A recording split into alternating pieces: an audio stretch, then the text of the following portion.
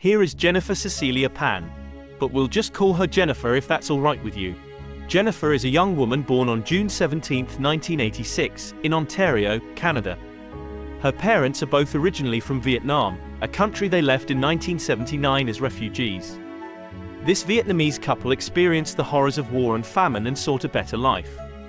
Upon arriving in Canada, their new homeland, they worked hard to earn a living. Their hard work allowed them to live decently and even buy a nice house with a 2-car garage while saving a tidy sum. Jennifer and her brother Felix never lacked for anything and received a rigorous, traditional education. Especially Jennifer, as a girl, was constantly monitored.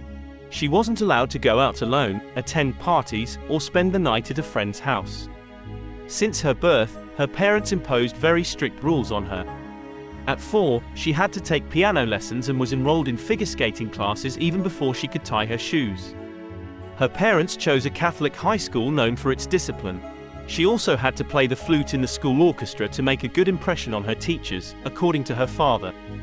However, Jennifer was far from a model or studious student. Her grades were average, and she often had to falsify them to please her parents, who only accepted excellent marks. As a result, she mastered the art of forging grades. But while she could fool her parents, the university admissions board was not deceived. Due to her mediocre grades, she was denied admission, a devastating blow, as she knew her parents would not accept it. Jennifer chose to lie, telling her parents she had been admitted and was attending classes. She would leave each morning with a bag full of books and her lunch but spent the day at a cafe instead of going to university. To make her story more believable, she claimed she had won a scholarship and gave piano lessons and worked as a waitress. She even convinced her parents she was in a pharmacology program at the University of Toronto by buying old textbooks and watching videos on YouTube, filling notebooks with notes to show her father if needed. To further her deception, Jennifer pretended to volunteer at the hospital for sick children while actually spending time with her boyfriend, Daniel Chi Kwong Wong, a Chinese bad boy known for his delinquent behavior. She fell in love with him in high school and thought only of being with him, although her parents knew nothing about it. Her elaborate deception eventually backfired.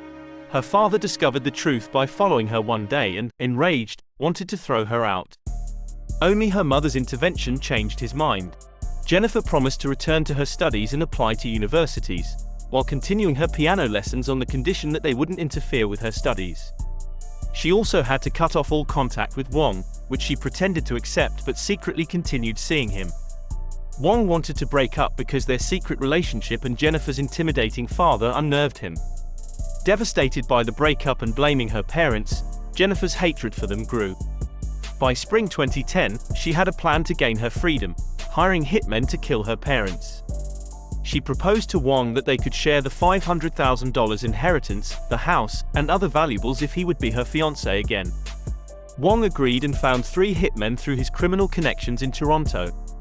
Jennifer promised them $10,000 for the murders, telling them they could take any valuables from the house. On the night of November 8, 2010, she unlocked the front door before going to bed. The hitmen entered, went straight to her parents' bedroom, and killed them. Her mother died instantly, but her father survived miraculously. Before losing consciousness, he saw Jennifer laughing with one of the shooters.